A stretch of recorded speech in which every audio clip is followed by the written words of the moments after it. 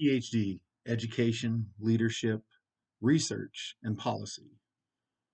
This last week was a lot of reading, tons of reading.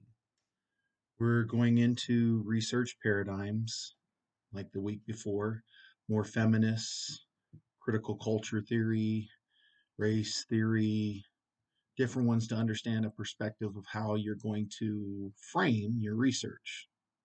Great classes,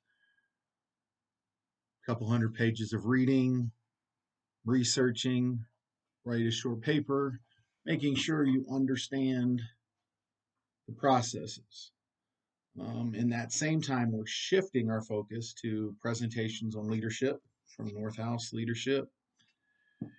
And yes, it's an important part. And I understand from an education perspective why it's so covered. But from a military aspect of 20 years and most of them leading, the book itself has great practices, but things that, of course, that's why we did this. Half the studies are on military leadership in the book.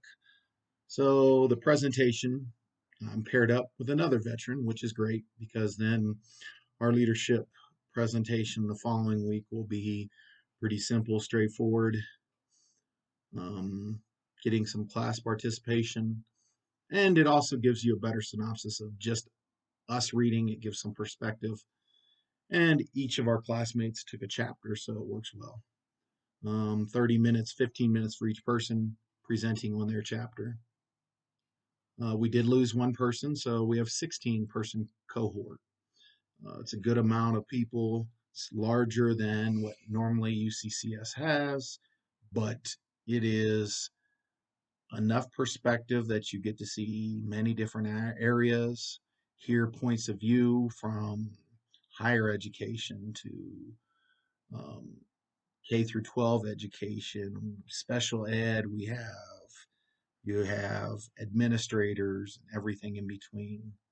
So I really appreciate the group and all they've done and all they're doing because it does help us.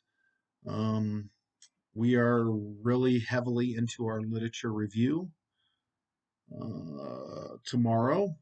Our class tomorrow, we will be peer review with a good portion of our current literature review, meaning, I don't know, 75% of our sources or 15 to 20 sources and at least about 10 pages. Um, Ensuring one area is kind of focused on the APA. They have pushed and pushed and pushed to make sure your academic writing is good.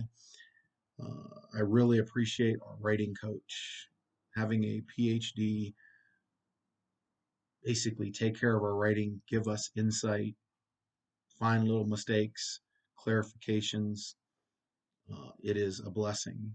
On some of the assignments, I've turned it in early, gotten review, wrote back, and gotten another review.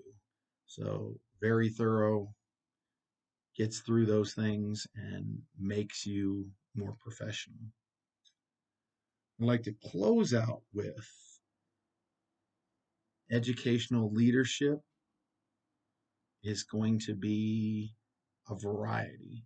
And I understand why there's dozens of styles that we're going over here because with some of the different people in our program, maybe the fellowship is better, or maybe indirect leadership, and them expressing different ways. Hopefully, for some of them, it's beneficial. I know for me, since I've been more in this direct leadership with the military, it's opening your eyes up to things that I've learned because direct leadership never worked for everybody. And there's a time and a place, but there has to be some other ways, especially when you're dealing with academia and knowing that you can't push everybody into doing it or feel like it's the right way because their voice, everybody's individual voice, and how you back it up with your critique, with your examples, more dictates your leadership than, you know, just falling into something. Um, this week, like I said, we turn in our paper for feminism. I really thoughtfully went through it, and at first there was a article that was basically a retort against the feminism and how they made it so individual that it didn't follow a structure. But after reading more critical race theory, all of those, it shows you why it is so important that it's not so structured, because it allows you to find the things that that small group wants and find a little scientific method to expand it better, so that each time we continue to understand. And ignorance is that unlearned part. As you learn more, and hopefully the part that has been missing is the compassion, because I don't think everybody understands it. But as I've understand it more, I have more appreciation for those doing that work, because it really takes a lot of effort.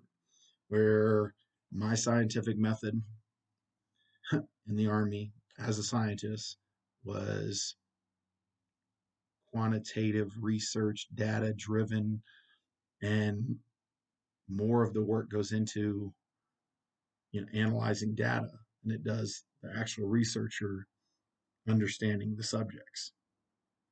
And this more qualitative approach means the researcher has to be so involved and understand the dynamics and the dichotomy against each of those, that it makes them more aware and participate, which in theory not only increases the research, but hopefully makes some change. And in most of those areas, critical culture theory, critical race theory, feminism, you're working to improve social norms, which is a blessing to not only research it, but to hopefully change perspectives and the problems we see to make a better solution. Why would we want to just research something, know the solution, but we never work to fix it? In this case, I think they do. Great thought.